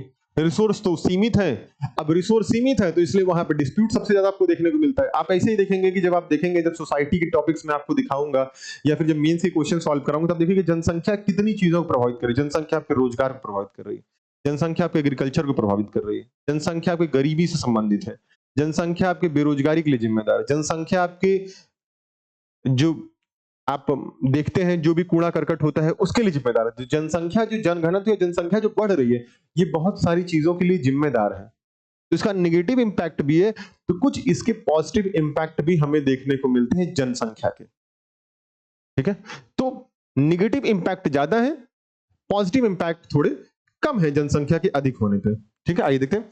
तो पश्चिम बंगाल की जनघनत्व कितना है? 1028, सेकंड नंबर पे जनसंख्या घनत्व पश्चिम बंगाल है। केरला 860 पर है। देखिए केरला भी पीछे नहीं है, इतना शिक्षित होने के बाद भी केरला में भी धकाधक बच्चे जो है पैदा किए जा रहे हैं, बच्चे निकाले जा रहे हैं, पैदा किए जा रहे हैं, पैदा किए। तो बच्चे सबसे, देखिए केरला भी कम नहीं है इतने शिक्षित होने के बाद भी। वहां उत्तर प्रदेश की बात करें, अपना उत्तर प्रदेश देखिए ये भी पीछे नहीं है। उत्तर प्रदेश ने कहा कि भाई सब जब चल रहे हैं तो हम क्यों नहीं चलेंगे बराबर लाइन में, तो हमने भी शुरू कर दिया। तो उत्तर प्रदेश भी 829 पे चल रहा है। तो जनसंख्या घनत्व देखेंगे उत्तर प्रदेश में भी काफी मिलेगा आपको। हरियाणा का बात करें तो हरियाणा में 573, हरियाणा में 573 है, कितनी? 573 जनसंख्या आपको हरियाणा में देखने को मिलेगी। और कई बार जनसंख्या घनत्व आपके क्षेत्रफल के ऊपर भी निर्भर करता है कि अगर किसी राज्य का क्षेत्रफल ज्यादा बड़ा है तो वहां ज्यादा जनसंख्या होने के बाद भी वहां जनघनत्व कम हो जाता है। किसी राज्य की अगर क्षेत्रफल कम है तो वहां जनसंख्या कम होने पे भी जनघनत्व आपको ज्यादा देखने को मिलता है। जैसे कि आप यहाँ हरियाणा एग्जांपल ले सकते हैं, आप केरला एग्जांपल ले सकते हैं, आप बिहार एग्जांपल ले सकते हैं। इसलिए कि आपको उत्तर प्रदेश में कम लग रहा हो, क्यों उत्तर प्रदेश कम क्यों आपको इसलिए लग रहा हो? क्योंकि उसका रीजन सिर्फ एक है, क्योंकि उत्तर प्रदेश का क्षेत्रफल काफी बड़ा है, इसलिए आपको जनघनत्व वहां पे कम देखने को मिलता है। ठीक है, नेक्स्ट आगे बढ़ते हैं। यहां देखिए न्यूनतम जनसंख्या घनत्व की बात करें, न्यूनतम जनसंख्या घनत्व की बात होगी और कितने? बढ़ते क्रम में देखेंगे, 5 राज्यों बढ़ते क्रम में। तो सबसे न्यूनतम जनसंख्या घनत्व कहां पे? अरुणाचल प्रदेश में देखिए 12 है, मिजोरम में 52 है, सिक्किम में 86 है, मणिपुर में 115 है, नागालैंड में 119 है। तो देखिए ये आपका बढ़ता हुआ न्यूनतम जनसंख्या जनघनत्व था। ठीक है, आइए नेक्स्ट आगे बढ़ते हैं। अब यहां देखिए आपका क्वेश्चन स्टार्ट हो गया। अब आपका यहां से क्वेश्चन स्टार्ट हो गया। अब हम मस्त आराम से अच्छे से क्वेश्चन करेंगे, तेजी से क्वेश्चन खत्म करेंगे, फिर हम आपको एक मेंस का क्वेश्चन बताएंगे, मेंस का क्वेश्चन देंगे आपको, और उसे कल लिख करके आप हमें कल परसों नरसों 2-3 दिन में आप लिख करके मुझे मेरे व्हाट्सएप नंबर पे आप सेंड कर सकते हैं। ठीक है, तो देखिए यहाँ क्वेश्चन एक, निम्नलिखित में से कौन सही सुमेलित है? निम्नलिखित में से कौन सही सुमेलित है? एक तरफ देखिए औरंगाबाद आंध्र प्रदेश, पालनपुर गुजरात, हुबली महाराष्ट्र, गुंटूर उड़ीसा। तो बताइए इसका सही आंसर क्या होगा? इसका सही आंसर आप एक बार बताइए तेजी से। इसका सही आंसर आप देखेंगे, इसका जो सही आंसर होगा, इसका सही आंसर क्या होगा? Option number B, Palanpur. B Palanpur. तो पालनपुर तो आपको गुजरात में है, लेकिन जो आपका औरंगाबाद है, और यहां देखिए ध्यान से, क्योंकि यहां पूछा है कि कौन सा सही सुमेलित नहीं है। सही सुमेलित तो पालनपुर जो है आपको यहाँ पे देखिए, तो हुबली आप यहाँ देखेंगे सही सुमेलित, पालनपुर आपका ये सही सुमेलित, पालनपुर आपका सही सुमेलित। यहाँ पे आपको बातें समझ में आ गई होंगी। ये ऑप्शन आपका सही है, ये ऑप्शन आपका सही है। हुबली आपके देखिए, हुबली आपके कर्नाटका में, हुबली आपके कहां पर? हुबली आपके कर्नाटका में, यह आपके कर्नाटका में, यह आपके कर्नाटका में है। ठीक है, वहीं इसकी बात करें, गुंदूर की बात करें, गुंदूर आपके कहां पर? गुंदूर कहां पे? आपके आंध्र प्रदेश में। गुंदूर आपके आंध्र प्रदेश में, आपके आंध्र प्रदेश में है। आपके आंध्र प्रदेश में। ठीक है, यहां तक आपको चीजें समझ में आएंगी। आइए हम नेक्स्ट आगे बढ़ते हैं। औरंगाबाद आपका है, औरंगाबाद आपके महाराष्ट्र में है। औरंगाबाद आपके महाराष्ट्र में देखने को मिलेगा, कहां मिलेगा? महाराष्ट्र में देखने को मिलेगा। यह आपके महाराष्ट्र में होगा, यह आपके महाराष्ट्र में होगा। आइए आगे बढ़ते हैं हम। यहां देखिए, निम्नलिखित में से कौन सुमेलित नहीं है? कौन सुमेलित नहीं है? तो छत्तीसगढ़, छत्तीसगढ़ मैदान। यहां देखिए, यहां बीच में हाइफन है। ठीक है, यहां पे हाइफन है। ठीक है, ये प्रदेश होगा ना कि प्रवेश, ये आंध्र प्रदेश होगा। ठीक है, आइए देखते हैं। तो छत्तीसगढ़, छत्तीसगढ़ मैदान। ठीक है, झारखंड छोटा नागपुर पठार, महाराष्ट्र वृष्टि छाया प्रदेश और आंध्र प्रदेश मलनाड। तो बताइए इसमें कौन सही सुमेलित नहीं है? इसमें कौन सही सुमेलित नहीं है? कौन सा सही सुमेलित नहीं है? तो छत्तीसगढ़ मैदान आपको सही लग रहा है। झारखंड छोटा नागपुर पठार यह भी सही है। महाराष्ट्र क्षेत्र देखेंगे, महाराष्ट्र का जो पुणे क्षेत्र है वह वृष्टि छाया प्रदेश में आता है। तो जो यहाँ पे आपका जो देख रहे हैं मलनाड, मलनाड आंध्र प्रदेश में ना होगी, कर्नाटका में है। कहां पर है? यह आपके कर्नाटका में आपको देखने को मिलता है। कहां मिलता है? कर्नाटका में आपको देखने को मिलता है। कौन सा? मलनाड क्षेत्र कर्नाटका में देखने को मिलता है। यहां तक की बातें आपको समझ में आई होंगी। आइए इसके आगे क्वेश्चन देखते हैं। निम्नलिखित नगरों में से कौन राष्ट्रीय राजधानी प्रदेश में अवस्थित है? राष्ट्रीय राजधानी प्रदेश में अवस्थित अर्थात एनसीआर, नेशनल कैपिटल रीजन की यहां बात हो रही है, एनसीआर की बात चल रही है। आप यहां देखेंगे ध्यान से, तो अंबाला है, खुर्जा है, करनाल है, रोहतक है। नीचे दिए गए कूट से सही उत्तर चुनिए। केवल 1 2, ऑप्शन केवल 3 4, ऑप्शन सी केवल 1 2 3, ऑप्शन डी केवल 2 3 4। तो बताइए इसका सही आंसर क्या होगा? इसका सही आंसर क्या होगा? तो पहले आप जानिए कि एनसीआर में 3 राज्य, एनसीआर में 3 राज्य थे, यूपी, हरियाणा, राजस्थान। यूपी, हरियाणा, राजस्थान। ठीक है, तो राजस्थान कितने आते हैं? 2 जिले, राजस्थान के 2 जिले आते हैं। वहीं अगर बात किया जाए हरियाणा के सबसे ज्यादा जिले, हरियाणा कितने? हरियाणा के 14 जिले इसमें आते हैं, 14 जिले हरियाणा के हैं। और यूपी के ध्यान से देखेंगे तो यूपी के 8 जिले आपको यहां देखने को मिलते हैं। यूपी कितने? 8 जिले आपको यूपी के देखने को मिलते हैं। 8 जिले यूपी के देखने को मिलते हैं आपको। तो अगर बात किया जाए आपके, तो इसमें कौन कौन से शहर ऐसे हैं? तो देखिए यहां पे आप देखेंगे कि खुर्जा, करनाल और रोहतक। खुर्जा और करनाल, खुर्जा, करनाल, रोहतक जो है राष्ट्रीय राजधानी क्षेत्र, राष्ट्रीय राजधानी प्रदेश में शामिल है। राष्ट्रीय, यह जो अंबाला जो है, अंबाला इसमें शामिल नहीं, क्योंकि अंबाला जो है, अंबाला इसमें शामिल नहीं। तो हिसाब से सही आंसर क्या हो जाएगा? इसका सही आंसर क्या हो जाएगा? Option number D, option number D. बाकी एक दिन मैं आपको बता दूंगा कि यूपी के कितने जिले, यूपी के 8 जिले, हरियाणा के 14 जिले, राजस्थान के 2 जिले जो है आपके एनसीआर में शामिल होते हैं। राजस्थान के कौन कौन जिले हैं? राजस्थान के अलवर और भरतपुर है। वहीं यूपी की बात करोगे तो मेरठ है, गाजियाबाद है, हापुड़ है, गौतम बुद्ध नगर है, आप बुलंदशहर है, मुजफ्फरनगर है, शामली है, बागपत है। कौन कौन से? मेरठ, गाजियाबाद, हापुड़, गाजियाबाद, सॉरी गौतम बुद्ध नगर, बुलंदशहर, शामली, मुजफ्फरनगर और आपका बागपत जो है, इतने 8 जिले आपके यूपी के लगते हैं। किससे? एनसीआर से। वहीं अगर 14 जिले कौन कौन से हरियाणा के, तो ध्यान से देख लीजिए, फरीदाबाद है, गुरुग्राम है, नूह है, चरखी दादरी है, नूह, चरखी दादरी। उसके बाद आपकी रोहतक, सोनीपत, रेवाड़ी, झज्जर, उसके बाद पानीपत, पलवल, भिवानी, महेंद्रगढ़, जिंद, करनाल। कौन कौन सा? फरीदाबाद, गुरुग्राम, नूह, चरखी दादरी, रोहतक, सोनीपत, रेवाड़ी, झज्जर, पानीपत, पलवल, भिवानी, महेंद्रगढ़, जिंद, करनाल। ठीक है, ये 14 जिले आपके हरियाणा के शामिल होते हैं। किसमें? आपके एनसीआर में। 8 जिले आपके शामिल होते हैं यूपी के, और 2 जिले शामिल होते हैं राजस्थान के।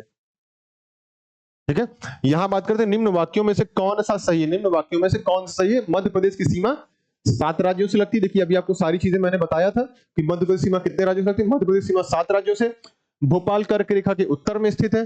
पंजाब राज्य की सीमा कहीं भी जम्मू कश्मीर से नहीं लगती है। अरुणाचल प्रदेश में कोई राष्ट्रीय पार्क नहीं है। अरुणाचल प्रदेश में कोई राष्ट्रीय पार्क नहीं है। तो बताइए यहाँ पे सही आंसर क्या? कौन सा आंसर सही है इसमें? कौन सा सही है? यहां देखेंगे आप ध्यान से, तो मध्य प्रदेश की सीमा जो है कितने राज्यों से लग रही है? मध्य प्रदेश सीमा आपके 7 नहीं 5 राज्यों से लग रही है। कितने? तो आपके देखेंगे ध्यान से, मध्य प्रदेश सीमा 5 राज्यों से लगती है। भोपाल जो कर्क रेखा के उत्तर में स्थित है, यह बिल्कुल सही है। भोपाल जो कर्क रेखा के उत्तर में स्थित है। पंजाब राज्य की सीमा कहीं भी जम्मू कश्मीर से नहीं लगती, बिल्कुल गलत बात है। जम्मू कश्मीर से लगती है पंजाब की सीमा, पंजाब सीमा जम्मू कश्मीर से लगती है। पंजाब राज्य की सीमा जम्मू कश्मीर से लगती है, जम्मू कश्मीर से लगेगी। और अरुणाचल प्रदेश में कोई भी राष्ट्रीय पार्क नहीं, बिल्कुल गलत बात है। अरुणाचल प्रदेश में 2 राष्ट्रीय पार्क है। 2 राष्ट्रीय पार्क कौन सा है?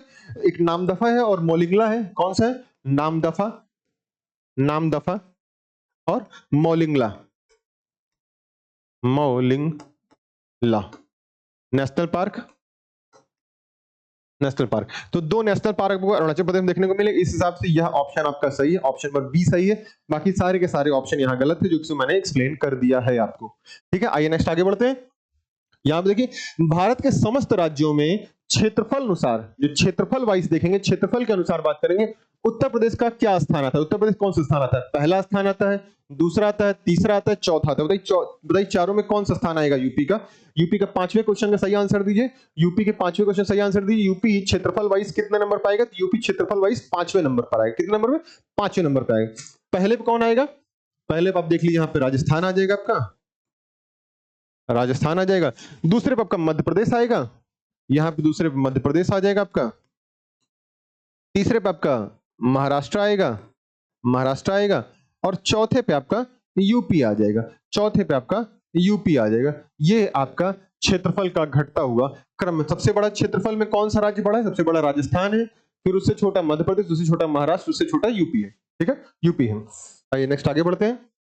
भारत के निम्नलिखित राज्यों में से, भारत के निम्नलिखित राज्यों में से कौन सा जनसंख्या की दृष्टि से, जनसंख्या की दृष्टि से द्वितीय एवं क्षेत्रफल की दृष्टि से तृतीय स्थान को धारण करता है 2011 की जनगणना के आधार पर? बताएं कौन सा क्वेश्चन होगा, इसका सही आंसर क्या होगा?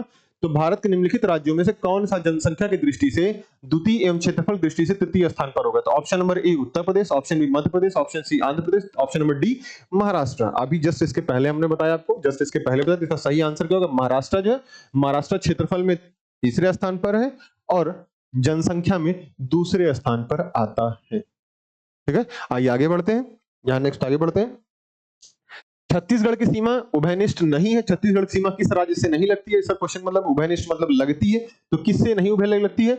महाराष्ट्र के साथ नहीं लगती छत्तीसगढ़ सीमा, बिहार के साथ नहीं लगती, उड़ीसा के साथ नहीं लगती, या आंध्र प्रदेश के साथ नहीं लगती। अब जब मैंने पहले आपको थ्योरी वाला पोर्शन कराया तो यह सारी चीजें मैंने आपको बताई थी। अगर आपने अच्छे से ध्यान से देखा होगा तो यह क्वेश्चन आपको अच्छे से समझ में आ जाएगा, जितने भी क्वेश्चन मैपिंग के आ रहे हैं। ठीक है, तो मैपिंग के जितने भी क्वेश्चन आ रहे हैं आपको यहां से समझ में आ जाएगा। तो छत्तीसगढ़ की सीमा किस राज्य से नहीं लगती बताइए फटाक से? तो यहाँ पे सही आंसर क्या होगा? बी के साथ, जो छत्तीसगढ़ है, छत्तीसगढ़ बी के साथ अर्थात बिहार के साथ नहीं लगता है। छत्तीसगढ़ सीमा बिहार के साथ नहीं लगती। देखिए कहां कहां लगती? मध्य प्रदेश लगती, महाराष्ट्र लगती, आंध्र प्रदेश लगती, मध्य प्रदेश। ठीक है, मध्य प्रदेश से लग रही है आपके, उसका ध्यान से देखिए, आपके मध्य प्रदेश के बाद आपके महाराष्ट्र से लग रही है, आंध्र प्रदेश से लग रही है, महाराष्ट्र, आंध्र प्रदेश, महाराष्ट्र, आंध्र प्रदेश, आंध्र प्रदेश को आप ध्यान से देखेंगे, उड़ीसा, झारखंड, उड़ीसा से लग रही है आपके, उड़ीसा, झारखंड, झारखंड से आपके लग रही है, झारखंड के बाद बात करेंगे तेलंगाना और यूपी से लग रही है, तेलंगाना, तेलंगाना और यूपी से लग रही है, तेलंगाना और यूपी से लग रही है। बिहार से इसकी सीमा नहीं लगती। देखिए यहाँ पे आंध्र प्रदेश आ गया आपका, यहाँ महाराष्ट्र आ गया आपका, और यहाँ पे आपका ध्यान से देखिए उड़ीसा भी आपका आ गया। तो ये तीनों है ही ऑलरेडी। बाकी झारखंड, तेलंगाना, यूपी और मध्य प्रदेश मैंने एक्स्ट्रा आपको बता दिया यहाँ पे, जो छत्तीसगढ़ से सीमाएं लगती हैं। देखिए निम्न में से कौन सा कथन राजस्थान के मरु क्षेत्र के लिए सही है? सही उत्तर का चयन हेतु नीचे दिए गए कूट का उपयोग कीजिए, नीचे दिए गए कूट का उपयोग कीजिए। पहला ऑप्शन है, यह विश्व का सबसे घना बसा मरुस्थल है, यह विश्व का सबसे घना बसा मरुस्थल है, यह लगभग 10,000 वर्ष पुराना है, जिसका कारण अत्यधिक मानवीय हस्तक्षेप, जिसके कारण जो है अत्यधिक मानवीय हस्तक्षेप है। यहाँ केवल 40 से 60% क्षेत्रीय कृषि ही हेतु उपयुक्त है। यहाँ का जो क्षेत्र है, यहाँ केवल 40 से 60% क्षेत्र ही कृषि हेतु उपयोगी है।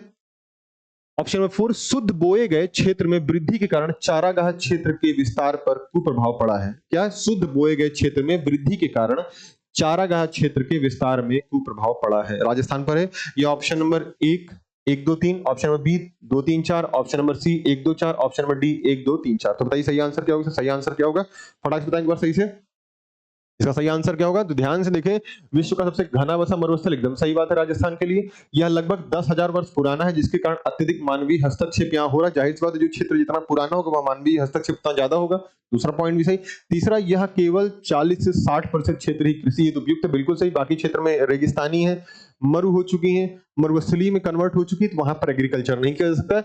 और शुद्ध बोए गए क्षेत्र में वृद्धि हो रही लगातार, शुद्ध बोए गए क्षेत्र में वृद्धि के कारण जो चारागाह है उनको काटा जाएगा, तभी वहां पर कृषि की जाएगी। इस आधार पर चौथा ऑप्शन भी सही है। तो आप देखेंगे 1, 2, 3, 4, 1, 2, 3, 4। सभी लोग फटाफट आंसर दे, सभी लोग फटाफट आंसर दे। और सभी लोग आंसर देने की कोशिश करें एक बार तेजी से, सभी लोग आंसर दिया करें एक बार तेजी, सभी लोग वीडियो को लाइक कर दें, वीडियो को एक बार तेजी से शेयर कर दें ग्रुप में, ताकि और भी लोग जो इनसे जुड़ना चाहते हैं वह जुड़ सके और फायदा ले सके और भी लोगों के बारे में सोचें। आप कहा जाता है कि जब सबके भले के बारे में सोचेंगे तभी आपका भी भला होगा, सिर्फ अपने भले के बारे में सोचेंगे तो आपका भला नहीं होगा। ठीक है, तो सभी के भले के बारे में सोचिए, अपने वीडियो के मतलब वीडियो का स्टेटस जो है अपने व्हाट्सएप पे लगाएं, अपने इंस्टाग्राम पे, फेसबुक पे, टेलीग्राम पे, सभी जगह शेयर किया करें आप लोग। आइए, देश के किस प्रदेश में सबसे अधिक जिले हैं? देश के किस प्रदेश में सबसे अधिक जिले हैं? तो मध्य प्रदेश में है, महाराष्ट्र में है, तमिलनाडु में, उत्तर प्रदेश। बताइए सबसे ज्यादा जिले किस राज्य में है? ध्यान बताइए, तो सबसे ज्यादा जिले किस राज्य में है? यहाँ पे क्वेश्चन का आंसर दीजिए आप लोग, फटाक से आंसर दीजिए, बताइए आंसर दीजिए। बिल्कुल सही, सभी के आंसर सही आ रहे हैं, एकदम सही, सभी लोगों ने सही आंसर दिया। बताइए सही आंसर क्या होगा? ध्यान से देखेंगे, इसका सही आंसर जो होगा ये आपको देखने को मिलेगा उत्तर प्रदेश। उत्तर प्रदेश कितने? 75 जिले। उत्तर प्रदेश कितने? 75 जिले उत्तर प्रदेश में है। वहीं अगर मध्य प्रदेश की बात करें तो मध्य प्रदेश में 52 जिले। मध्य प्रदेश कितने? मध्य प्रदेश में 52 जिले हैं। कितने? 52 जिले मध्य प्रदेश में। महाराष्ट्र में 36 जिले हैं, महाराष्ट्र में 36 जिले हैं आपके। और तमिलनाडु की बात करेंगे तो तमिलनाडु कितने? तमिलनाडु में 38 जिले हैं। तमिलनाडु में 38 जिले आपको देखने को मिलेंगे। यहाँ पे 36 है, यहाँ पे 52 है। ठीक है, आइए आगे बढ़ते हैं। तो उत्तर प्रदेश में सबसे ज्यादा होगी क्या? क्या ज्यादा होगी? ज्यादा उत्तर प्रदेश जिलों की संख्या सबसे ज्यादा है, क्षेत्र वाइज में चौथे नंबर पे, जनसंख्या में पहले नंबर पे।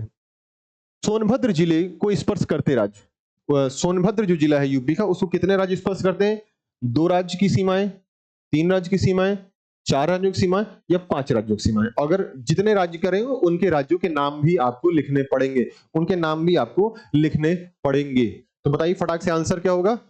इसका सही आंसर क्या होगा? तेजी बताइए सब लोग। सोनभद्र जो है यूपी का, सोनभद्र जिला कितने राज्यों से लगता है? तो सोनभद्र का यूपी का, बिल्कुल सही, सभी लोगों का सही आंसर आ रहा है, एकदम सही, सभी लोग दे रहे हैं। तो सभी लोग कम से कम यही बताएं कौन कौन से राज्यों से सीमाएं साझा करता है। देखिए इसका सही आंसर क्या होगा? 4 राज्यों से सीमाएं अपनी साझा करता है। कितने?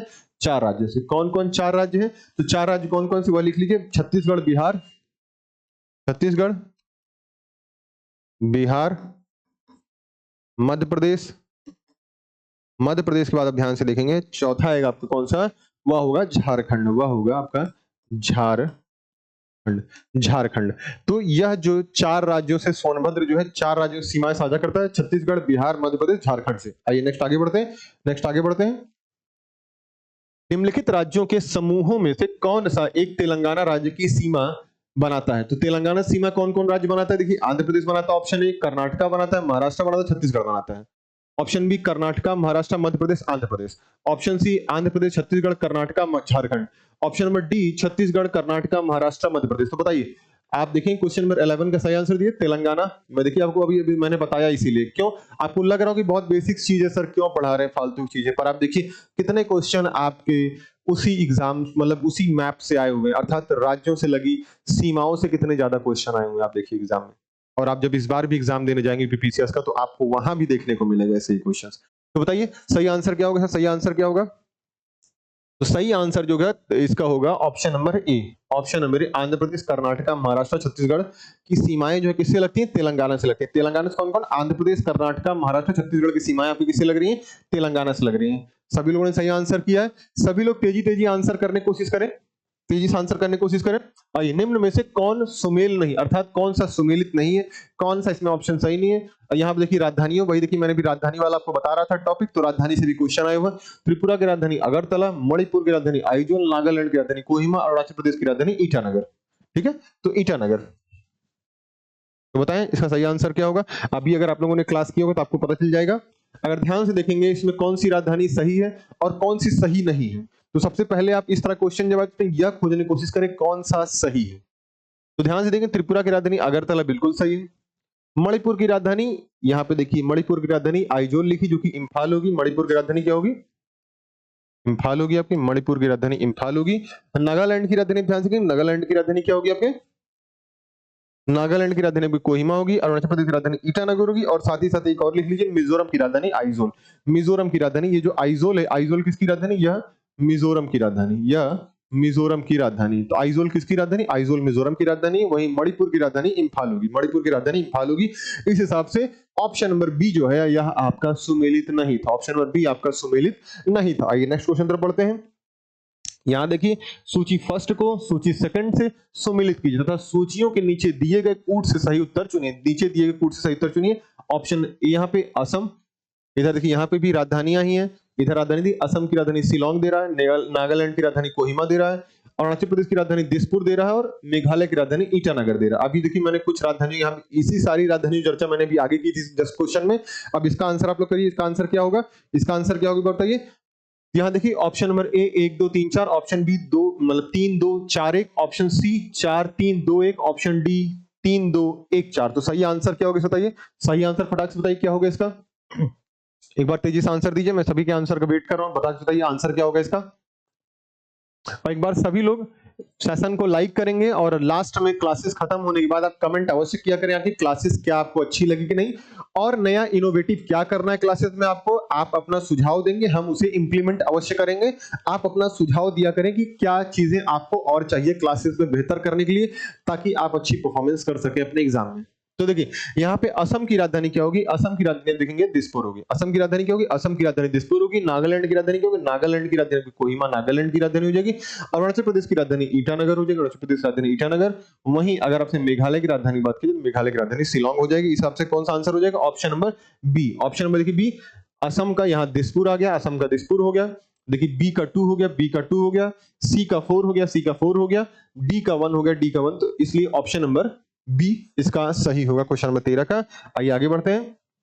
भारत का सबसे बड़ा संघ राज्य, भारत का सबसे बड़ा संघ राज्य कौन सा है। ऑप्शन ए दमन एवं Diu, option B Puducherry, option C Delhi, या ऑप्शन डी चंडीगढ़। तो बताएं इसका सही आंसर क्या होगा, इसका सही आंसर क्या होगा।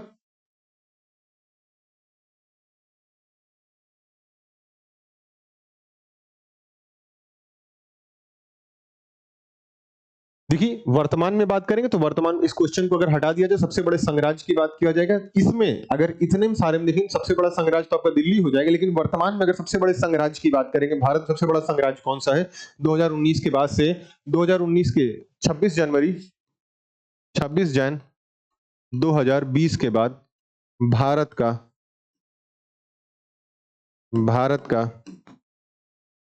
सबसे बड़ा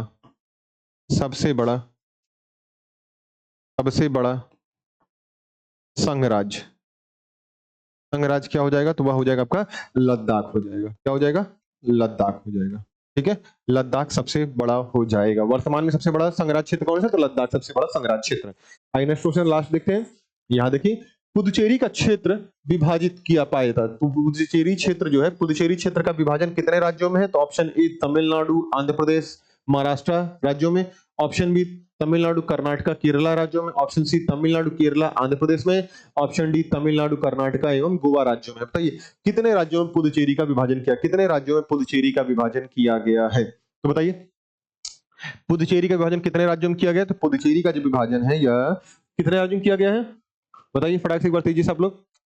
तो कौन सा ऑप्शन सही होगा इसका, तो इसका ऑप्शन नंबर सी सही होगा, इसका ऑप्शन नंबर सी सही होगा। अब सी क्यों सही होगा, तमिलनाडु में देखिए दो है, कौन कौन सा है, एक कराईकल है और एक आपका पुदुचेरी है। कराईकल और पुदुचेरी कहां को देखने मिलेगा, कराईकल और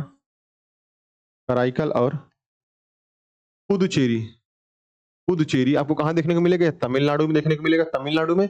वहीं केरला में क्या बात करेंगे, केरला में क्या आपको देखने को मिलेगा, ध्यान दीजिए केरला में जो आपको, केरला में आपको माहे मिलेगा, केरला में माहे मिलेगा। और आंध्र प्रदेश में क्या मिलेगा आपको, आंध्र प्रदेश में यनम मिलेगा। आंध्र प्रदेश में क्या मिलेगा, आंध्र प्रदेश में आपके यनम मिलेगा। यनम कहां मिलेगा, आंध्र प्रदेश में यनम मिलेगा। तो यहां तक की बातें आपको समझ में आई, यहां तक की बातें समझ में आई। कराईकल और पुदुचेरी मिलेगा तमिलनाडु में, माहे मिलेगा केरला में, और आंध्र प्रदेश मिलेगा यनम में। अगर मुख्य रूप से बोला जाए पुदुचेरी कहां पर, तो मुख्य रूप से पुदुचेरी आपको तमिलनाडु में मिलेगा। लेकिन अगर विभाजन की बात करेंगे तो विभाजन के रूप में कराईकल के रूप में तमिलनाडु में, केरला के रूप में माहे में, और आंध्र प्रदेश के रूप में यनम में देखने को मिलेगा। तो यह था आज का हमारा सेशन। आइए लास्ट क्वेश्चन की तरफ बढ़ते हैं। हमारा देखिए यह एक मेंस का क्वेश्चन है। जैसा कि मैंने आपको बोला था कि मैं आपको साथ ही साथ पीवाईक्यू तो कराऊंगा प्रीटी के, साथ ही साथ मैं आपको कुछ और मेंस के भी क्वेश्चन कराऊंगा। आप उसका आंसर लिख करके हमें बताएंगे। तो यहाँ क्वेश्चन है कि जल संकट क्या है। तो सबसे पहले आप इसमें बताएंगे जल संकट क्या होता है, इंट्रो में बताएंगे आप, या फिर किसी आप कोई कोई वो उठा सकते हैं, कोई नया करंट इश्यू रहा हो जल संकट से, आप उसकी चर्चा कर सकते हैं, या कोई रिपोर्ट आई हो जल संकट पे, आप उसकी चर्चा कर सकते हैं, वहां से इंट्रो लिख सकते हैं। तो अर्थात जल संकट क्या है, चाहे यह बताएं, या फिर कोई रिपोर्ट की चर्चा करते हुए जल संकट की चर्चा कर दें, या फिर कोई नई इवेंट घटना घटित हुई जल संकट पे, उसकी चर्चा करके आप इंट्रो लिख सकते हैं। सबसे पहले आप क्या लिखेंगे इसमें, सबसे पहले आप इंट्रो लिखेंगे। इंट्रो में क्या लिखेंगे आप, इंट्रो में आप लिखेंगे जल संकट पे, जल संकट पे इंट्रो लिखेंगे आप। अब इंट्रो की शुरुआत आप चाहे जल संकट को डिफाइन करके कर सकते हैं, चाहे जल संकट की डिफिनीशन दे दीजिए आप, ठीक है, या फिर आप कोई रिपोर्ट की चर्चा कर सकते हैं, कोई रिपोर्ट की चर्चा कर सकते हैं, या कोई वहां रिपोर्ट से शुरू कर सकते हैं। इतनी सारी चीजें आप कर सकते हैं जल संकट को बताने के लिए, अर्थात जल संकट के लिए।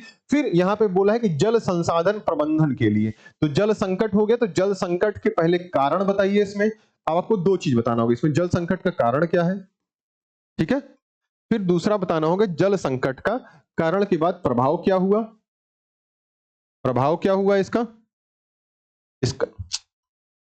प्रभाव भी बताएंगे। अरे यार, इसका प्रभाव बताएंगे आप, जल संकट के कारण को बताएंगे, जल संकट के प्रभाव को बताएंगे। फिर तीसरा पॉइंट इसमें आप बताएंगे जो सबसे महत्वपूर्ण होगा, इसको दोनों को बहुत ब्रीफ में इंट्रो देंगे, मतलब कहा जाए कि 30 से 40 शब्द बताएंगे, 40 शब्दों में इसका व्याख्या करेंगे, 40 शब्दों में इसको बताएंगे। आप 40 शब्दों में एक फ्लो चार्ट बनाएंगे, फ्लो चार्ट में कारण और प्रभाव बताएंगे।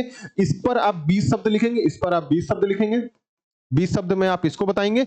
और साथ ही साथ जो सबसे महत्वपूर्ण होगा वह होगा जल संकट से निवारण, जल संकट से कैसे आपको निवारण मिल सकता है, आप इस पे लिखेंगे, और यह महत्वपूर्ण होगा। और इस पर कम से कम आप अकेले लिखेंगे 50 से 60 शब्द, आप यही लिखेंगे 50 से 60 शब्द, 50 शब्द से 60 शब्द की 60 40 100 120 शब्द में आपका हो गया।